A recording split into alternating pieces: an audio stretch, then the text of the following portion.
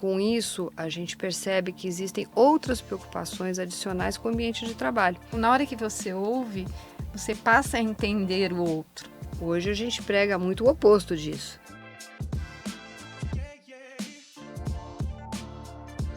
Olá, pessoal.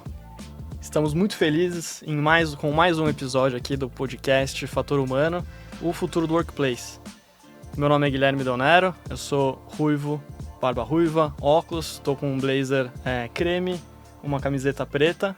E minha expectativa para o episódio de hoje é que a gente entenda um pouco mais como é que é essa relação entre facilities, a arquitetura, como é que entra a questão de análise de dados também.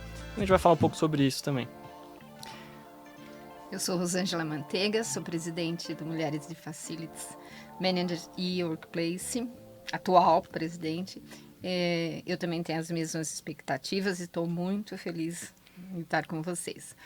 Eu sou uma mulher de meia idade, tenho cabelos grisalhos, estou de blusa preta e um colar que eu sempre estou. Muito bonito. Olá pessoal, tudo bem? Eu sou a Fátima Souza, CEO da FS Educa e presidente do conselho do grupo Mulheres em Facility Management. Eu sou branca, estou usando óculos com uma vestimenta azul e Sharp azul, e a minha expectativa hoje é que aproveita todo o conhecimento que a Moema tem para também compartilhar com vocês, seguidores, e saírem daqui com um conteúdo muito mais produtivo. Então, muito obrigada. Bom, eu sou a Moema Wertheimer. Eu sou arquiteta de formação e de coração. Eu sou também, vamos dizer, mais ou menos de meia idade, com bastante experiência. Eu sou morena, olhos castanhos, uso óculos de vez em quando. Hoje eu estou vestindo uma camiseta cor-de-rosa e estou muito contente por esse convite, porque eu adoro debater ideias e eu tenho a impressão que nós vamos passar momentos muito agradáveis juntos. Pra gente é uma honra receber você aqui. Como a Fátima falou, a gente está muito feliz com o aceite desse convite. E aí, descrevendo um pouco o cenário, né, para quem está nos acompanhando apenas ouvindo, a gente está numa mesa retangular, cada pessoa está de um lado, né, a gente está de frente um para o outro. Perpendicular tem uma parede com a boiserie, e no meio dessa boiserie tem um quadro que é do Pablo Picasso, que foi precursor no movimento cubismo, que é um movimento de revolução tecnológica e quebras de paradigmas, né? O quadro no caso, treinei muito para falar depois do primeiro episódio. Les Mademoiselles d'Avignon. Falei certo dessa vez? Ui. Até o final da temporada aqui eu vou falar cada vez melhor, com biquinho. Mas é um quadro que tem tudo a ver com o papo que a gente quer falar aqui. Então, nas laterais tem um cenário, uma vista para a cidade, né, como um todo, no final de tarde. E aí, já trazendo para o conteúdo, né, falando de revolução, etc. Eu estava assistindo esses dias uma palestra muito interessante, onde o palestrante falou sobre as revoluções corporativas. E nessas revoluções, ele falou que são 3, né? A revolução industrial, a revolução da informação e a revolução social. Revolução industrial, as pessoas iam trabalhar para sobrevivência. Então, eles queriam preencher o início da pirâmide de Maslow, né? Então, ter, por exemplo, conseguir abrigo, segurança, comida, e não tinha muita oportunidade. Então, eles tinham que se apegar muito ao trabalho. Depois dessa revolução veio a revolução da informação. E aí são empresas como Microsoft, Compaq, HP, que trouxeram novas oportunidades, muita mudança, né? E aí as pessoas trabalhavam mais, essa nova geração trabalhava mais para melhorar a qualidade de vida, né? O padrão de vida. Então já tinham casa, já tinham abrigo, queria uma casa um pouco maior, um abrigo um pouco melhor, dar um estudo melhor, né, para os filhos. E aí o que motivava as pessoas era principalmente salário. Agora, nessa nova geração, que entrou mais ou menos em 2008, depois da recessão global, que é a geração mais focada em informação, na parte social, o objetivo deles mudou completamente. Então, eles já têm a pirâmide de Maslow bem feita, eles já tiveram um estudo muito bom. O que eles buscam, na verdade, é qualidade de vida, né? Equilíbrio entre trabalho, vida pessoal, vida profissional. E eu imagino que os escritórios também passaram muito por essa revolução, né? Faz sentido isso, Moema? Faz sentido, apesar de que eu sempre acho que a gente não pode esquecer a parte do social, cultural e o contexto onde a gente está inserido, né? A gente tem que olhar o país onde a gente está inserido, as oportunidades que as pessoas têm, que nem sempre são iguais, né? Mas é claro que está todo mundo sempre buscando uma qualidade de vida melhor, onde, obviamente, educação é imprescindível, né?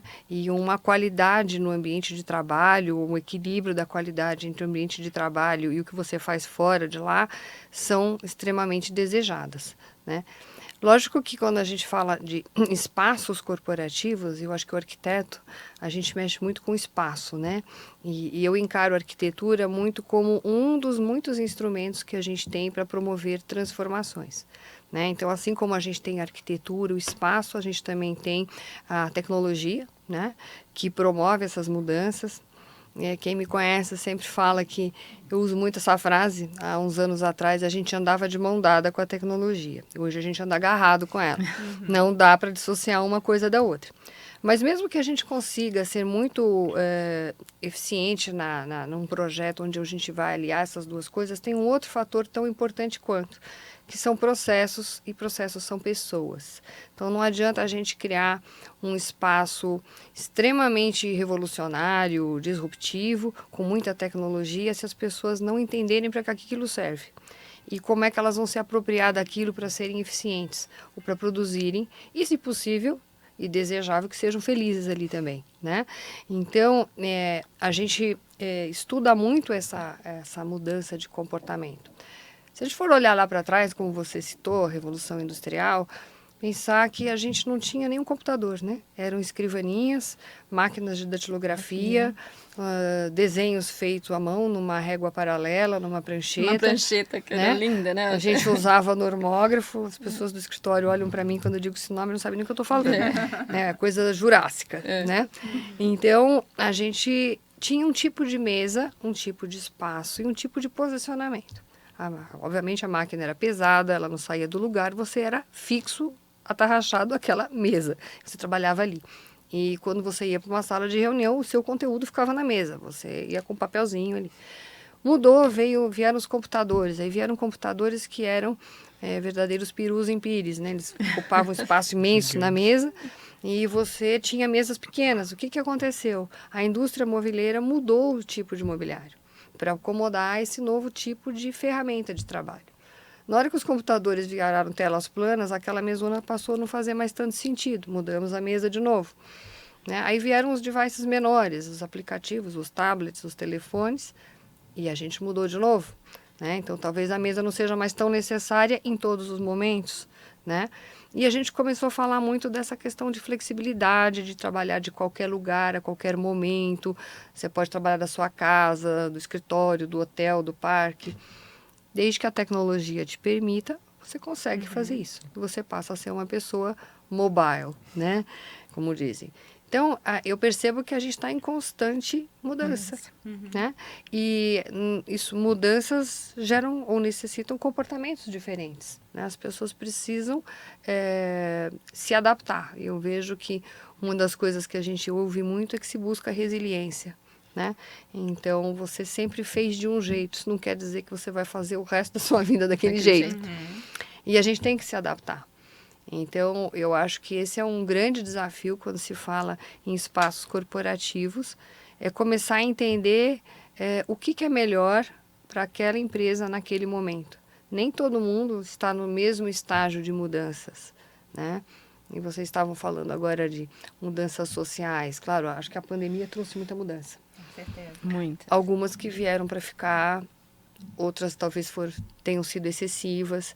Eu acredito sempre no equilíbrio. Eu acho que o meio termo é o que vai prevalecer, né? Então, com isso, a gente percebe que existem outras preocupações adicionais com o ambiente de trabalho, que não são só a tecnologia que já te permite ser móvel, mas é a qualidade do ambiente.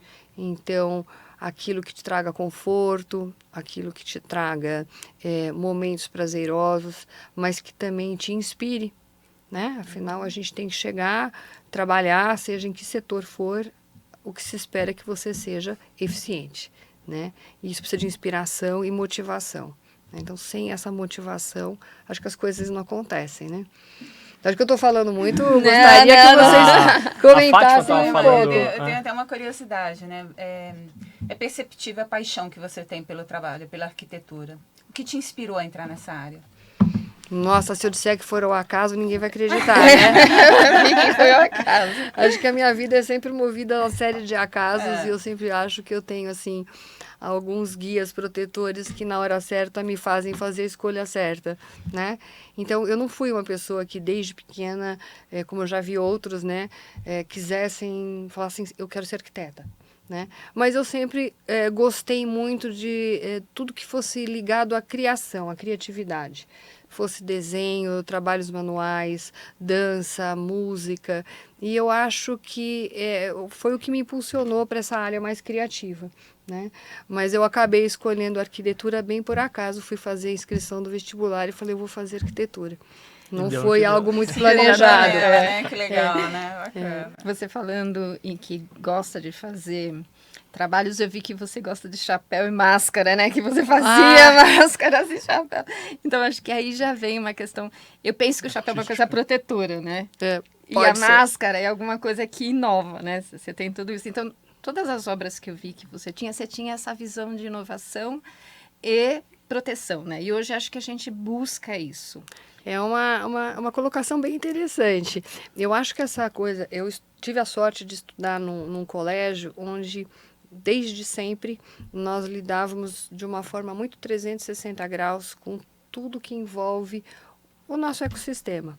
Então, nós tínhamos as aulas tradicionais, né? Mas aulas de idiomas, que também foi muito bom. Eu estava comentando antes que isso te abre muitas portas. Eu acho muito legal quando a juventude nova que vem aí se interesse por aprender outros idiomas, que seja mandarim, chinês, árabe, alemão, português, o que for, mas isso realmente faz com que a gente se comunique melhor com outros povos, né? Mas eu tive essa oportunidade, a gente tinha aulas de culinária, a gente tinha aulas de teatro, e na aula de trabalhos manuais nós fazíamos o cenário do teatro. Na aula de música nós trabalhávamos a música do tema da peça do teatro. Então, foi uma escola que sempre me deu uma abordagem muito holística e muito 360 graus de qualquer coisa que nós estivéssemos estudando. E eu trago isso muito para o meu dia a dia, talvez sem querer. Né? Acho que isso ficou lá no meu subjetivo. E eu acho que isso é muito bom, porque me permite entender que cada universo de empresa é composto por muitos elementos. A gente pode estar falando em cromoterapia, em aromaterapia, coisas que você vai perceber pelo tato, pelo olfato, pela ergonomia, né? Então, eu acho que essa possibilidade de lidar com tudo isso em busca de criar ambientes onde as pessoas se sintam bem é uma coisa muito prazerosa.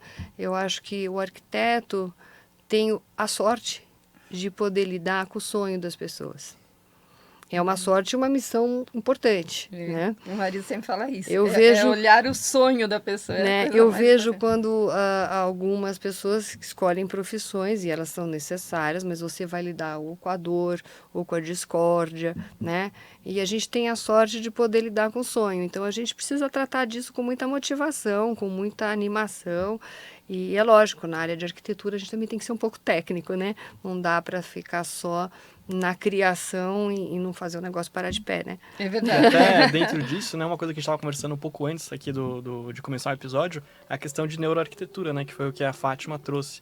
Então, se você pudesse explicar um pouco, porque é uma coisa extremamente nova, né? Se você quiser falar que você não... Alguns alunos, eles perguntam o que é esse conceito de neuroarquitetura, como juntar a neurociência com a arquitetura, como é que surgiu isso, o que isso impacta nos ambientes de trabalho. E aí, já para complementar, né, hoje a gente tem 2 gerações trabalhando juntas, né? E a neurociência é o mais. Não, 2 que eu digo porque é infinito. Mas como unir isso também, para você poder já complementar com a neurociência e essa visão de ter esses extremamente jovens e os burners, né, Como é que fazer isso? Como é que... Na verdade, eu acho que tem pessoas muito especializadas hoje no mercado que dão aulas sobre neuroarquitetura. Já assisti, participei de algumas, já até participei convidada de bancas de avaliações de cursos que trabalham a neuroarquitetura. E, obviamente, o que eu entendo aqui, que eu posso dividir com vocês, é que eu acho que tudo que tem a ver com a nossa psique, com os nossos neurônios, com aquilo que afeta o nosso sentimento, ele passa pelas nossas percepções.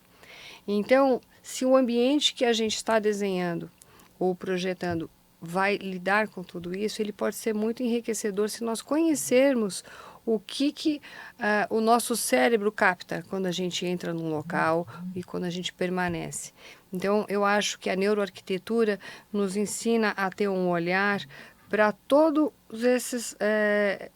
esse viés, né? A gente tem a parte da natureza, a parte da acústica, a parte digamos, da percepção do ambiente em termos cromáticos, e tudo isso tem impacto nas nossas reações, né? Então, a neuroarquitetura nos faz ter um olhar para todos esses elementos que influenciam a nossa qualidade de vida, o nosso bem-estar, tanto que ela não se aplica somente a espaços corporativos.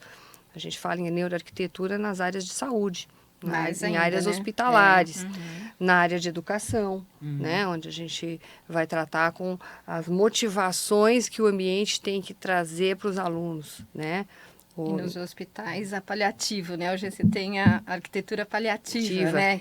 Nós trabalhamos nesse segmento também, e é muito interessante como você tem que respeitar o ciclo circadiano, né? Do corpo das pessoas. Fizemos um projeto interessante anos atrás para um hospital, para uma área de UTI que não tinha nenhuma janela. Então, imagina, a pessoa já está na UTI, já está um pouco perdida no tempo, ela não sabe se é de manhã, de tarde ou de noite. E o organismo, mesmo inconscientemente, ele precisa deste ciclo. Então, nós conseguimos compensar isso com um trabalho de iluminação que mimetizava um pouco o ciclo circadiano daquilo que o Sol, em diferentes latitudes e hemisférios, proporciona para as nossas percepções, né? Imagina um escritório num país dos extremos de hemisfério, onde você tem dias muito longos, noites muito curtas e vice-versa, e nós aqui no nosso país tropical, com muito sol e com muita luz. São reações diferentes que os seres humanos têm. E eu posso te dizer que a janela, eu passei por uma UTI, por isso que eu estou falando, e onde eu estava tinha uma janela que dava para ver o sol. Fazia toda a diferença. Toda a diferença. E eu trabalhava no hospital em que a UTI era no subsolo. E era assim, era muito triste. As crianças falavam, não dá para saber. Então, essa percepção de estar vendo que realmente, né, precisa, na realidade, não a condição daquilo que o próprio cliente coloca, né, é muito importante no arquiteto. Nós tivemos escritórios, né, onde uma parte da equipe não via a janela. Não sabe se está chovendo lá fora ou se está fazendo sol. Isso não é bom pro seu bem-estar, claro, né? A gente fala muito em democratizar a luz natural, né? Há um tempo atrás, as salas fechadas de cargos mais, digamos, importantes da empresa eram vistas como sendo as salas na janela. E o resto da turma ficava lá dentro, fora, né? Hoje a gente prega muito o oposto disso. Quem precisar de uma sala fechada por algum motivo, não vai ficar na janela, pode ficar num outro local que vai apreciar a vista através, mas a luz natural, ela é democratizada para todos. Eu acho que isso traz mais qualidade, né, no ambiente. Pegando esse gancho, né, com a questão de vistas para a área externa, a gente, analisando a utilização de um escritório, os dados de utilização desse escritório, a gente percebeu que as pessoas se sentavam de forma diagonal. E aí, entendendo, né, como que o escritório era, a gente percebeu que era justamente pelas vistas externas. Então, estranhamente, eram vistas para o Cristo Redentor. E aí, era diagonal porque o outro lado era formado de salas de reunião, pouquíssimas utilizadas. Então, eles acabaram, por conta de analisar os dados, optaram por levar essas salas para trás do escritório, né, onde não tinha vista, e aumentar o espaço para as pessoas poderem trabalhar com uma vista que todo mundo queria. Então, eu queria entender como é que funciona essa questão, primeiro, de você planejar ambientes com vistas e tal, E se em algum momento entra a questão de você analisar os dados de utilização, de você entender como que as pessoas utilizam o escritório como um todo, para você planejar os seus projetos. E antes que a Moema responda, É claro.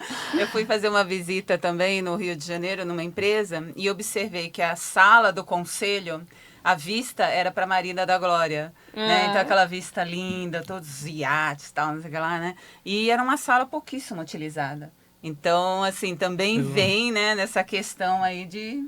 Vamos lá agora. Vamos lá, são mudanças, né? São mudanças. Há um bom tempo atrás, é lógico que a gente vinha de uma outra cultura que a gente já comentou, né? Muito mais hierarquizada.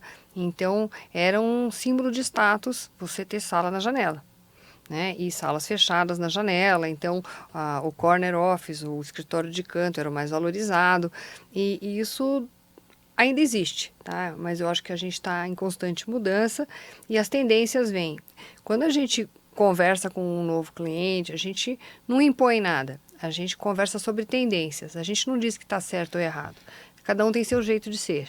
Mas é óbvio que essa tendência da gente ter espaços mais democráticos, ela é um pouco contrária a você colocar uma sala fechada na janela com a melhor vista e ninguém mais vai usufruir daquilo, né? Então, a tendência está sendo justamente a gente abrir, democratizar não só a luz natural, a vista e tudo mais com quem frequenta bastante o escritório. Muitas vezes, realmente, as salas de reunião pouco usadas ficam fechadas e aí ninguém está aproveitando da beleza desse local. Então, mas a gente não decide, a gente procura co-criar isso. Então, a nossa maneira de abordar um novo cliente é primeiro tentar entender o que é importante para ele. E essa imersão, ela pode acontecer de várias formas. Ela pode ser apenas uma entrevista, dependendo do tempo, mas o que a gente gosta mesmo de fazer é uma imersão dentro da empresa. A gente vai para lá, a gente conversa com várias instâncias, então a gente pede a oportunidade de ouvir desde o presidente da empresa até, se tiver um boy, um assistente, um ajudante, um secretário, a gente gosta de conversar com todo mundo. Estamos fazendo agora um processo para uma escola. Nós fizemos questão de pedir para conversar com todos os professores, para entender as dinâmicas. Nós falamos com o pessoal da área administrativa e nessas conversas que também acontecem em empresa é quando a gente ouve joias preciosas que vão fazer o projeto ficar diferente, né? Então, muitas vezes a gente tem feito workshops dentro da empresa, que às vezes duram meio período, um dia inteiro, com equipes que a gente tenta dimensionar em função do que se objetiva, né? E a gente chama isso de Dream Day. Então, o dia dos sonhos, né? Voltando ao que nós falamos antes. E nesse dia, todo mundo pode nos expor aquilo que deseja ter no espaço. A gente não pode prometer tudo, porque, em geral, a verba é finita, não é infinita. Então, a gente vai fazer aquilo que cabe no momento daquela empresa. Mas ouvir as pessoas é muito rico.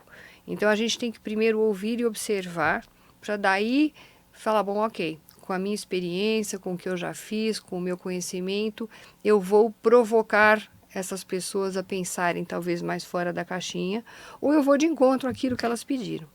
Então, acho que isso é que vai nos dizer se a gente vai valorizar a melhor vista para uma determinada função ou para outra, né? Eu não acho que tem uma regra fixa. Existem tendências. E o Facilities, eu imagino que entra nessa conversa também, né? Não, parceiro aliadíssimo, né? Eu acho que não dá... Tá junto desde a concepção do projeto, né? O Facilities é quem conhece o dia a dia da empresa, né? E eu acho que a parceria entre o arquiteto e o Facilities é fundamental, né? Se a gente souber entender que nós somos parceiros e não inimigos, eu lá sei, competidores, né? Concorrentes, nós vamos fazer uma coisa muito melhor, né?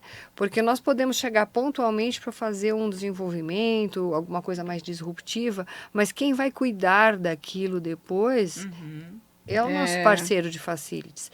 E nada mais gostoso do que você voltar a um local que você eventualmente desenhou anos atrás e ele está super bem cuidado. Isso é mérito do facilities, né? Então, criar espaços que a pessoa de facilities consiga gerir bem é fundamental para a gente. E aí a gente tem que co-criar, né? Tecnologia, você falou em observação, nós fazíamos muita observação manual. Hoje existem ferramentas digitais que te ajudam a fazer essas medições de ocupação. Se a cadeira está sendo usada o tempo todo, 20% do tempo, se ela não está sendo usada nunca, tem algo errado. Né? O sofá, ninguém senta nesse sofá, então é um metro quadrado mal aproveitado. Então, hoje tem ferramentas digitais muito interessantes que eu acho que ajudam o arquiteto a embasar tecnicamente suas ideias, porque eu acho que eu pelo menos acredito nisso. Nós temos que ter o lado criativo, mas se nós não tivermos um embasamento técnico, só pela ideia nem sempre você convence. Então, se você tem argumentos de uma medição que foi feita do espaço e que mostram que ele está subutilizado, você já tem metade da solução, né? E voltando um pouco à sua pergunta inicial, das gerações, eu acho que hoje a gente tem umas 4, 5 gerações Acho que é trabalhando juntas, né? E eu acho que o espaço também tem que trazer conforto, ergonomia, não só estética, como visual, acústica, para cada uma dessas gerações, né? E tentar tirar o melhor de cada uma no espaço de trabalho é algo que o arquiteto, o espaço projetado pode ajudar. Então, assim, você tem aquele jovem que já nasceu com o chip embutido nas 2 orelhas, muito rápido, mas você tem o 70 a mais, o 80 a mais, que está lá ativo, super saudável e que tem muito a contribuir de conhecimento, né? Que são experiências que às vezes os mais jovens não têm. E como é que a gente quebra essas barreiras para que esses públicos todos consigam interagir, criando espaços colaborativos. E eu ouço muito falar hoje em dia que os escritórios são organismos vivos, né? Eu imagino que antigamente você projetava um escritório e ele se mantinha dessa mesma forma 10, 15 anos. Hoje em dia essa mudança está sendo muito mais rápida, né? Principalmente até depois da pandemia, né? Principalmente Com certeza. Eu acho que assim, do mesmo tempo, da mesma forma que o ser humano está em constante mudança, como é que os espaços que ele frequenta não vão mudar também? O Churchill tinha uma frase, eu tenho uma frase muito interessante dele que diz first, eu vou falar em inglês, né? Depois, first we shape our buildings, thereafter they shape us. Ou seja, primeiro nós desenhamos os ambientes, os prédios, mas depois eles modelam o nosso comportamento. Então, alto lá, quando você for fazer, pense bem, porque você está induzindo comportamentos. Exatamente. Né? E junto com isso, né? Uma percepção até que eu tive quando a gente sentou para conversar sobre o podcast, né? Quando você abriu a câmera, eu perguntei se estava na sua casa, né? Então, os ambientes estão se tornando cada vez mais aconchegantes, e no final você está no escritório, né? Então, um escritório com entre aspas, cara de casa, né? Então, isso também acho que está sendo cada vez mais o padrão das empresas, né? As teorias sobre o living office, né, o living de casa dentro do escritório, elas já vêm de muito antes da pandemia, né? Existem empresas aí globais que estudam comportamentos e elas já vislumbravam essa tendência de que o escritório tinha que ser um lugar mais agradável, mais aconchegante, um lugar que você sai dele tão bem quanto você chegou. Ele te proporcionou momentos bons, né? Mas a pandemia deu um empurrãozinho extra, né? Porque existia muita resistência a você deixar sua equipe remota. Eu vejo que a gente conquistou muitas coisas boas, né? Indiscutíveis. Às vezes você ganhar tempo de trânsito, então você, em vez de ficar 2 horas no trânsito, você já começa a trabalhar de casa num outro momento. Você pode usar esse tempo de trânsito para qualidade de vida. Então, são coisas muito favoráveis. Mas eu ainda acho que para algumas atividades elas não são 100% o melhor modelo. Eu acredito nisso também. Principalmente em criatividade, em equipe. Quando você precisa né? colaborar. Que nem hoje, a gente, onde eu trabalho, a gente trabalha muito com isso, né? Em estar Inovação. junto, olho no olho, inovação. Então, eu acho que isso faz uma diferença imensa, assim. De você eu nunca acreditei que nós iríamos para um modelo 100% afastado. Apesar de a gente ter ouvido muita gente dizendo que ia adotar isso para sempre. Mas a gente vê essas mesmas pessoas hoje migrando para um modelo voltando, né? mais híbrido, né? Então, hoje se fala muito na questão do híbrido. E eu acho que nós somos humanos, né? Nós fomos feitos para interagir. Então, a gente fala muito em criar espaços na empresa que promovam a colaboração, a inovação, a troca de conhecimento. Entra toda essa história das diferentes gerações, o que um vai ensinar para o outro. Muito difícil você fazer isso tudo só remotamente. Fora as profissões que, obviamente, requerem uma presença, né? Vai ensinar um enfermeiro a trabalhar remotamente. Ou um pedreiro a sentar bem uma parede só no remoto. Não funciona. Não. Então, eu acho que tem que sempre olhar para as questões de especificidade das atividades e culturais, né? Nós estamos num país cheio de oportunidades, mas aonde, para alguns, é viável o 100% remoto, porque você tem uma infraestrutura em casa que te permite ter um espaço adequado, né? Que tem uma internet adequada, né? Tem o silêncio quando você precisa, né? Não são todos. Aliás, eu acho que no nosso país ainda é a grande minoria, né? Então, a empresa tem que oferecer algo melhor do que a pessoa tem em casa para ela se sentir atraída a querer voltar. Acho que esse é o grande momento, né? O discurso do momento. O que fazer para fazer as pessoas quererem voltar para o trabalho? É encontrar o ponto de equilíbrio entre o que é positivo do remoto e o que é muito positivo de estar junto, no trabalho de equipe, nos treinamentos, né? Quantas empresas não tiveram acho que eu nunca construí tantos estúdios de gravação como no período da pandemia. Porque a maneira de você transmitir conhecimento não era mais presencial. Você tinha que conseguir chegar nas pessoas gravando, né? Então, e é muito impessoal, né? O aprendizado, às vezes, é mais difícil até. Eu ia te perguntar dos perrengues, né? Que eu sou o diabinho dos dois aqui. Quando a gente pensa em arquitetura, e eu vivo essa situação, né? Eu sei que existem muitos perrengues, né? Muitas coisas que acontecem, que não deu certo. Qual foi o maior perrengue? Você estava falando, meu Deus, o que eu faço com isso agora? Como é que eu saio dessa situação? Nossa. Assim? Porque a gente tá falando coisa só bacana, e a gente sabe que atrás dos bastidores dos arquitetos, coitados. Nossa, né? tem muita história aí, né? Até porque minha mãe sempre fala que eu devia escrever um livro, Memórias de um Arquiteto. Porque são essas coisas que a gente passa, né? Tivemos de tudo. Nossa, se eu fosse começar a contar, acho que não ia nem caber nesse nosso bate-papo. Eu acho que os perrengues eles acontecem porque a gente muitas vezes trabalha com uma mão de obra que não é qualificada.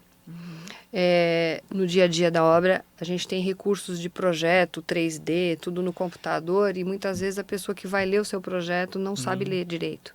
Então, esse é um grande perrengue, porque esse é constante.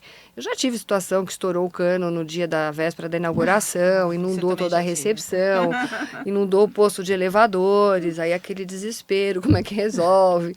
Eu já tive dia que era a véspera de eleição, e a equipe toda de limpeza não apareceu, e o cliente ia mudar no dia seguinte.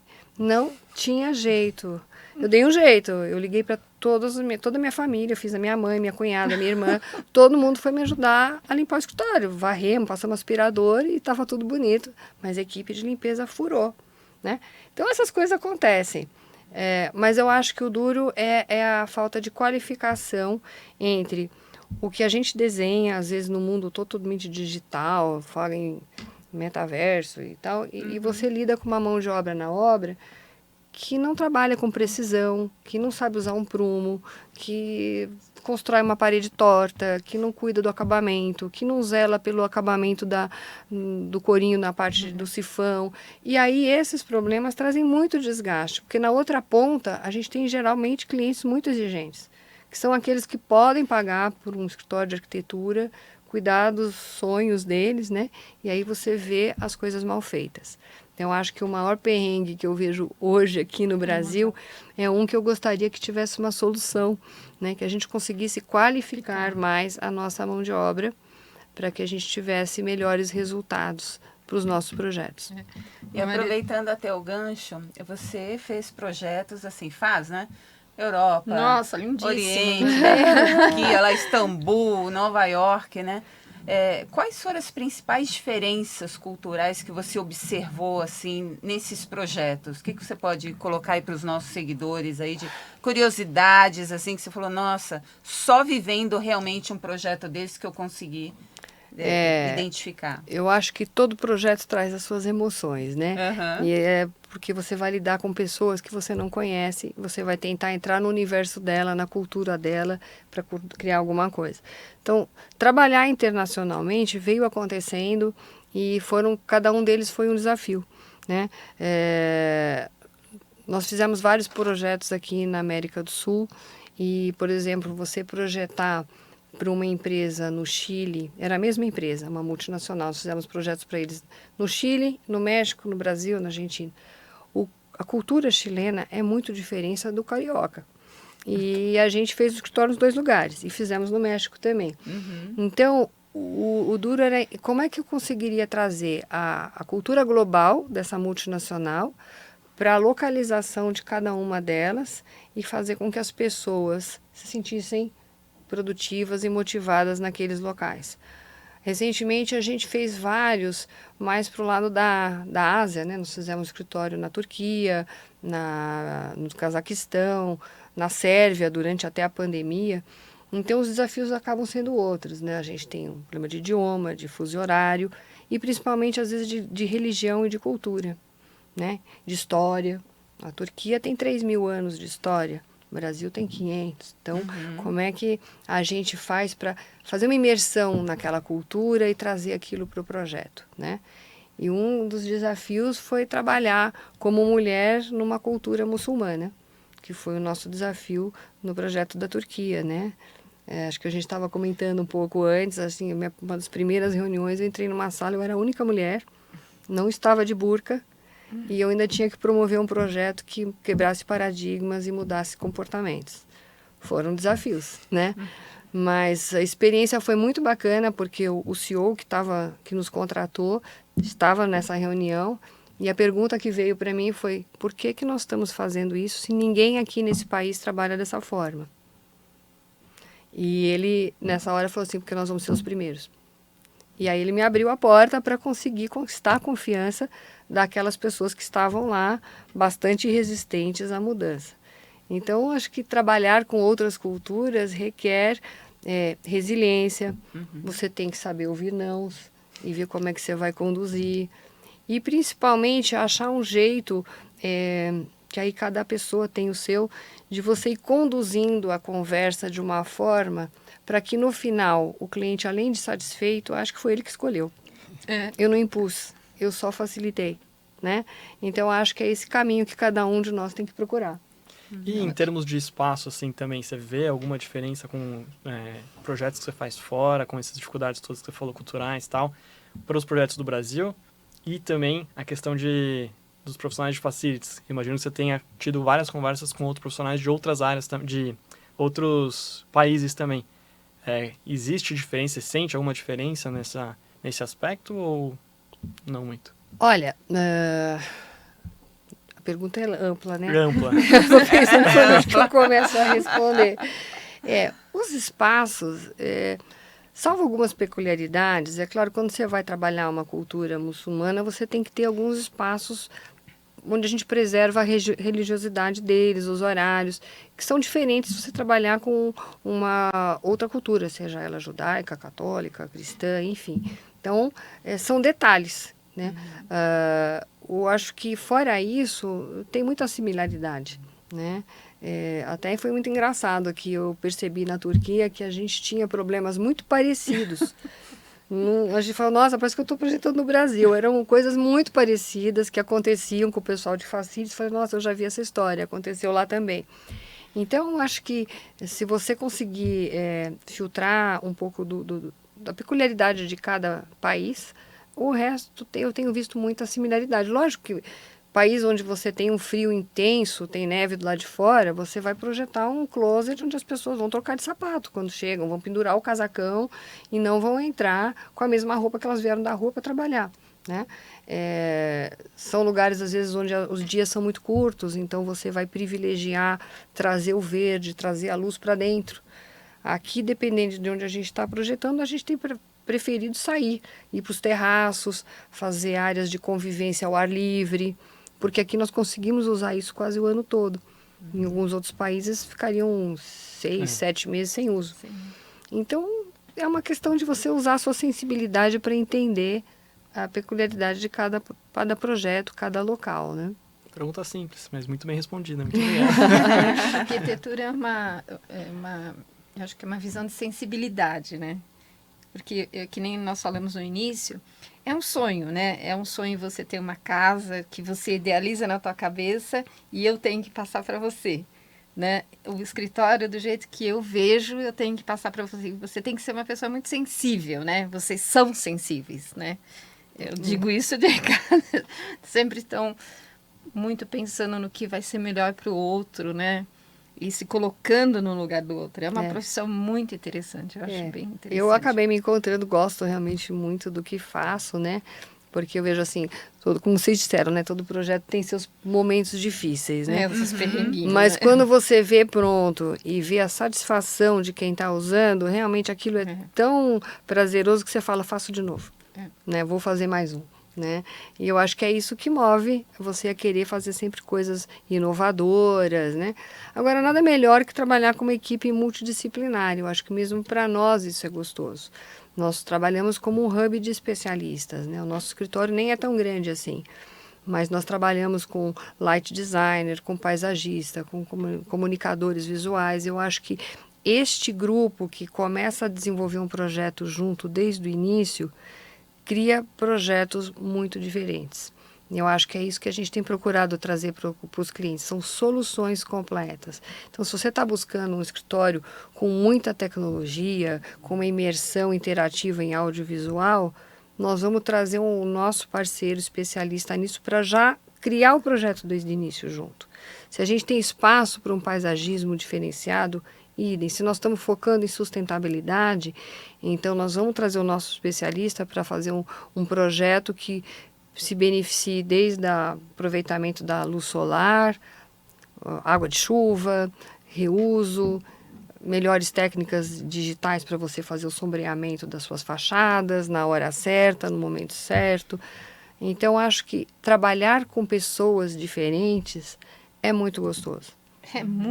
É essencial, né? E eu acho que você só tem que aprender a ceder, né? E dialogar. Nem sempre a sua ideia é a melhor.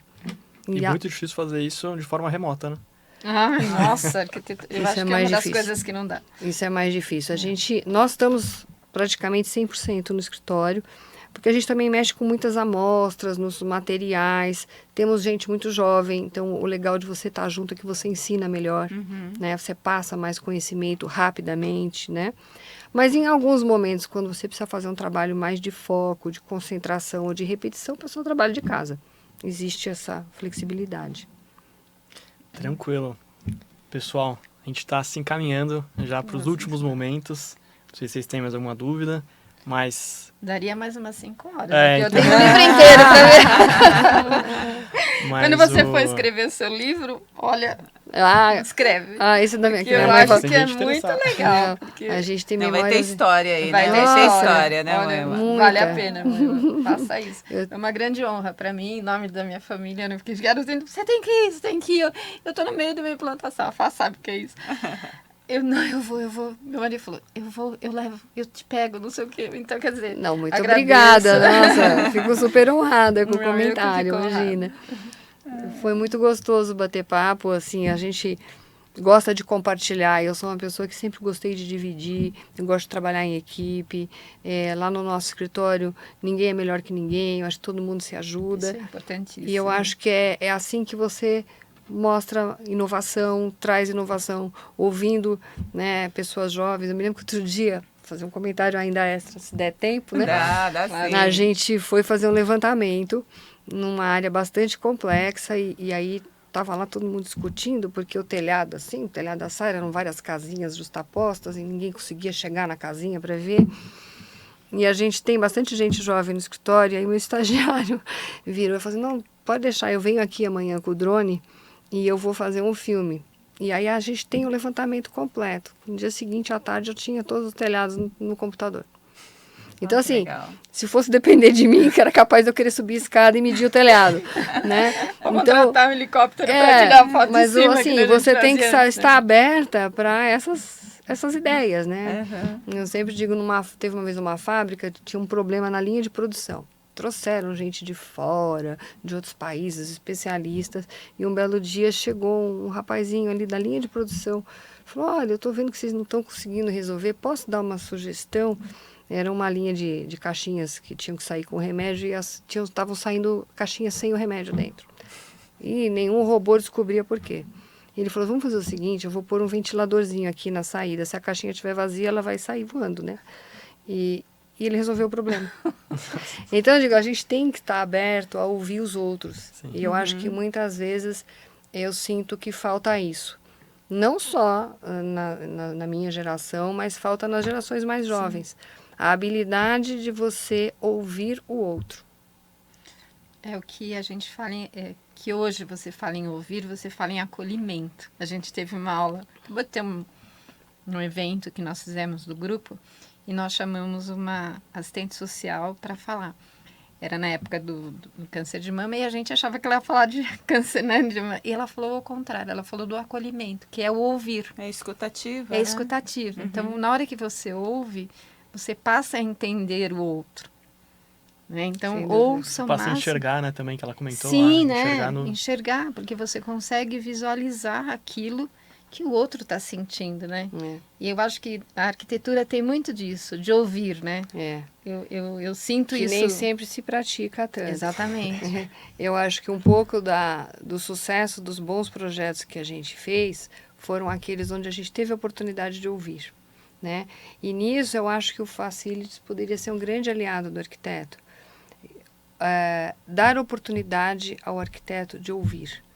Porque às vezes você recebe uma ficha fria que diz lá uma série de coisas que nem sempre são as mais completas e você tem que fazer um projeto com aquilo. A probabilidade da gente errar é muito grande. Né? E eu acho que o Facilities é a pessoa que pode te abrir a porta e te dar a oportunidade de ter essa conversa e fazer algo mais adequado. Né? Totalmente. Que case com os funcionários, com a visão da empresa e com quem vai tratar aquilo, gerir aquilo, né? Porque você tem uma gama, né? Você começa de um lado e termina em outro. É uma coisa você tem a muito cultura da empresa que a gente precisa entender, as pessoas que vão usar o espaço precisam enxergar isso, né? Tem fluxos específicos às vezes, né?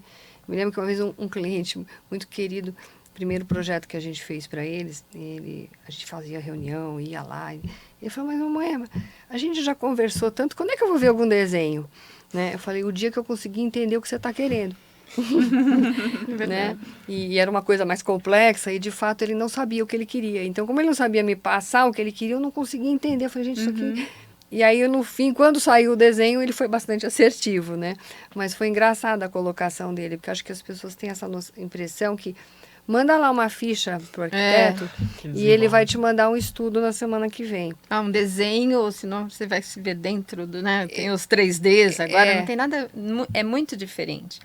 É muito detalhado, né? Eu acho muito que sensível, eu vejo como e já a imagina que o arquiteto tem essa visão. Né? Então, assim, acho que parte das pessoas que o arquiteto tem essa visão, eu falo isso, o arquiteto já consegue visualizar tudo, e não é bem assim, né, Moema? Eu acho que quanto mais você pode interagir, melhor, né? Eu faço muito, eu levanto muito essa bandeira, ela exige mais tempo, ela precisa que você dedique esse tempo, mas eu acho que ela poupa muitas insatisfações, muitos erros lá na frente. Então, se a gente puder ter isso. E você trazer o time para quem você está desenhando para perto é muito melhor. Porque além de você identificar as resistências, você traz todo mundo que colaborou para ser um defensor da sua ideia. Então, você faz um onboarding dessas pessoas para o seu conceito e elas vão defendê-lo. Né? Então, você tem uma série de aliados. Eu acho que isso é uma maneira mais gostosa de trabalhar. E nós tivemos prometo que é a última, não, tá bom? Não. Nós tínhamos... eu sou voluntária no Hospital das Clínicas. E as portas eram fechadas 100%. E aí teve uma reforma no ICR. E uma das coisas que as crianças pediam era um vidro, para poder ver a vida para fora. Não sei se você já teve a oportunidade de entrar lá. Aquilo é um puxadinho, né? E eles reclamavam porque fechava a porta, são 5, 6 pessoas dentro do mesmo local e a vida é fechada lá. E a arquiteta foi conversar com cada um, né? O que eles sentiam mais a diferença. Eles queriam ver só uma frechinha. Assim, Às vezes é tão simples, né? Você resolver. E aí ela conseguiu colocar. Né? Nossa, você imagina ser num lugar e ainda você pensa, são 5 pacientes e 5 mães. E todos fechados e aquela vida acontece ali, né? Então eles queriam vida. Os hospitais precisam muito desta questão da humanização, né?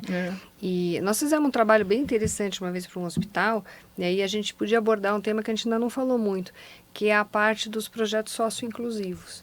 De você trazer elementos para dentro do projeto, pode ser um material, um revestimento, um objeto, que tenha sido produzido por alguma comunidade carente e que você, ao comprar aquilo, você contribuiu de uma forma social com o projeto.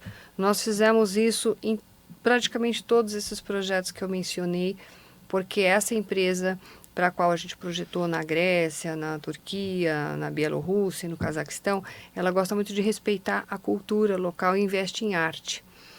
Então, um percentual de todos os projetos é para arte, para você.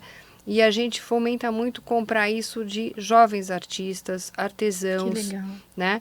E fizemos projetos muito interessantes que dariam um bate-papo de horas só para contar essas histórias. Mas, recentemente, nós fizemos um aqui no Brasil para uma outra empresa, onde nós compramos 55 dúzias de flores de barro feitos no Vale do Jequitinhonha. Nossa, que para ambientar uma área que não tinha janela. Então, não adianta pôr jardim verde na caverna, não vai crescer. O pessoal de facilities vai ficar louco, regando, trocando a planta, porque não vai para frente. E é uma dó, né? Porque pega a planta e joga fora. Né? Então, nós inventamos um outro projeto. Era para ser um jardim, mas ele foi um jardim com foco social. Então, nós compramos essas 55 dúzias, gerou trabalho para essa comunidade por praticamente um mês. E foi muito divertido, né? Porque essas comunidades não são tão organizadas. Então, às vezes fala assim, olha, eu estou prometendo, mas eu não posso garantir que vai ficar pronto na data. Então, a gente alinhou com o cliente, olha, pode ser que o jardim não fique pronto na data, porque tem que secar no terreiro. Se chover, não seca. Então, a embalagem veio num isopor. E olha que interessante, eles não tinham recursos para embalar essas flores. Eles recolheram todas as revistas que eu acho que tinha na vila e eles embalaram flor por flor com uma revista velha, com folhas de revistas velhas. Então, você percebe que com uma decisão pequenininha desse tamanho, nossa como arquitetos e do cliente e do facilities em conjunto, a gente conseguiu promover uma coisa muito boa para uma comunidade que precisava, né? E eu vi nos olhos de todos os colaboradores, quando eles chegaram para trabalhar, tinha uma plaquinha contando a história, que todos pararam para fazer uma foto, virou um espaço instagramável para contar essa história. Então existem... É um orgulho, né? Passa a ser um orgulho da empresa, de todos, né? De todos, né? E tem tanta empresa que faz trabalhos sociais maravilhosos, mas ela não mostra, não conta, não divulga. E eu acho que o espaço corporativo, ele tem lugar para isso também. Nós somos grandes defensoras dessa parte, né? De dar a gente protagonismo fala muito essa pouco parte disso. A gente fala em trazer material importado. O Brasil é riquíssimo em produtos, em pedras, e a gente valoriza muito pouco, né? Exatamente. Pessoal, a gente... Extrapolou. Tá chegando, não, a gente tá chegando no momento. A gente dá tempo, a gente tem aqui sempre um final que a gente gosta de trazer as dicas, né? Então, se você quiser começar, primeiras damas, não sei. Gente, eu, por mais louco que seja, eu sou apaixonada pela Princesa Elizabeth. Então, eu tô terminando o Crown. Então, a minha dica é assistir The Crown. É uma visão bem diferente, bem mais completa, mais interessante. E essa é a minha dica dessa semana. Show de bola. Legal. Fátima. Bom, eu vou dar 2 dicas, tá? Uma para assistirem de filme, A Mulher Rei. Eu assisti, foi fantástico. Eu já tinha me sugerido assistir. Foi E a Jussara que tinha falado. Eu não comentei Eu não nada consegui porque eu não ainda. tinha assistido, mas no outro final de semana eu fui assistir e é fantástico, vale a pena. E assim, dá vontade de assistir várias vezes. Então é muito legal mesmo. E eu tô lendo um livro chamado Zonas Azuis, Blue Zones, que fala justamente, é um estudo que foi feito com algumas áreas, algumas cidades no mundo em que o índice de longevidade e o envelhecimento ativo é mais saudável, ali o envelhecimento é mais saudável e ativo. Então, assim, estão estudando o que acontece, tanto com a alimentação, como ar, como uma série de fatores, de ambientes, tudo, uma série de fatores, justamente por que essa população ela tem aí a longevidade maior e também mais saudável. Então, eu recomendo também, é bem legal. Nossa, que dicas importantes. Eu acho que eu já falei demais. Eu já dei dicas, acho que durante todo o período que eu falei sobre o que eu fiz. Só o que Deu você ótimas falou, dicas, né? deu ótimas dicas, Eu vou passar a bola para você. Eu, antes de começar a dica, de novo, agradecer demais. Acho que foi um bate-papo incrível. Eu aprendi pra caramba, coisas que eu não imaginava também. Muito obrigado de novo.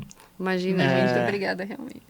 Como dicas, aproveitar que o livro tá aqui. Olha que a gente Ai, vai nossa, pessoas- que honra! Tô honrada de saber que você tinha nosso livro. Vai ter Também. outro. Tem lá um... na minha biblioteca. Nossa, Tem fiquei... aqui, Vou precisar Daniel. de um desses depois lá na minha biblioteca também. Fiquei surpresa de ver você Legal. chegando com ele, mas assim, vai sair um em breve. Começo do ano que vem tem um novo para atualizar, porque esses projetos já são mais antigos. aí, mais É, uma olha, mas dica. é Legal, mas eu já vou tem te uma contar. dica aí, fica todo mundo Olha, atento aí, ó. O Daniel falou que algumas coisas ele acaba olhando e Ai, que bom. tentando Se transformar, inspirando. Nossa, Olha que fico- bacana. Legal. Muito agradecida, né? Muito inspirador mesmo. Toda a sua trajetória. Muito obrigado mesmo. E aí, como segunda dica, né? Além do do livro, Daniel. aproveitar outra coisa que você falou aqui também, que é você aproveitar a melhor parte do trabalho flexível, né? Então, você buscar entender trabalhos cognitivos e operacionais e utilizar isso para os ambientes, né? Então, se é mais operacional, você tem que ler um contrato, algo nesse sentido, dá para fazer de casa. Você consegue se concentrar muito mais. Vai colaborar, inovar, etc. Acho que a gente deixou bem claro que o ideal é fazer isso Olho no olho. Olho no olho, exatamente. né? Então, essa dica que eu queria deixar. Inovação requer muito essa troca, né? Eu acho que eu tenho ouvido isso de muitos clientes, né? Que a inovação, ela vem muito dessa troca, em momentos específicos, essa cocriação, ela é realmente muito importante. Você trazer projetos sociais, às vezes você convidar uma pessoa totalmente fora da caixinha para participar de um bate-papo, nossa, isso realmente faz a diferença. E para isso a gente tem que ter lugares para poder Pra se reunir, atrair, né? Para atrair novos talentos, reter, educar, né? Eu acho que isso, as escolas também estão mudando, acho que tem muita coisa aí para a gente ficar antenado, né? E a tecnologia parece que vai sempre empurrando você a mudar mais rápido, né? Então... Por último, onde que as pessoas conseguem te encontrar? Nossa! Bom, a gente tem o nosso Insta, o Face, eu tenho o nosso endereço, a gente está sempre aberto a receber pessoas, podem me mandar e-mail, a gente está sempre aberto a participar e colaborar. E eu sempre digo, se quiserem nos conhecer, venham até o escritório. Vai ser Legal. Sensacional. Imagina, foi muito Depois gostoso. dessa é um encerramento com chave de ouro, né? Exatamente. Muito obrigado Só mesmo. agradecendo. Imagina. Ainda bem que eu consegui pegar também. Foi muito bom poder colaborar com pessoas assim tão experientes como vocês aqui. Obrigada. E espero que a gente se encontre Olha, muitas vezes por aí, Tomara. né? Você está super convidada em próximos bate-papos também. Com a vir certeza. mais vezes mulheres, aqui. Assim, agora quando tiver os eventos, a gente manda para vocês. Faço Você questão de participar. A gente tem que ter bastante mulheres aí colaborando, né? E Se eu acho, fortalecendo em conjunto. eu venho de um mundo onde muitas vezes eu sou a única mulher Eu também. na palestra, na mesa redonda, né? E eu faço o convite a todas as minhas colegas arquitetas que realmente apareçam, participem, porque acho que temos muito a contribuir. Eu falo que eu agradeço que a sócia do meu marido é mulher. Ela é meia sistemática, mas é mulher. Já foca mais, porque realmente a gente tem que estar junto. Agora eu acredito muito assim, que você aparece ou você tem o teu nível de igualdade por competência. Uhum. Eu acho que as mulheres têm competência. Sim, A gente encontra o nosso lugar certo. Às vezes a gente tem que lutar um pouco mais, mas a competência prevalece Sim, e aí você sim. vai encontrar o seu espaço, com certeza. Depois de tudo isso, não tem como não curtir, no mínimo, o vídeo, né? Curtir o podcast. E a gente aguarda pro próximo. Muito obrigada. Obrigada, Muito obrigado, gente. pessoal. Até mais. Tchau.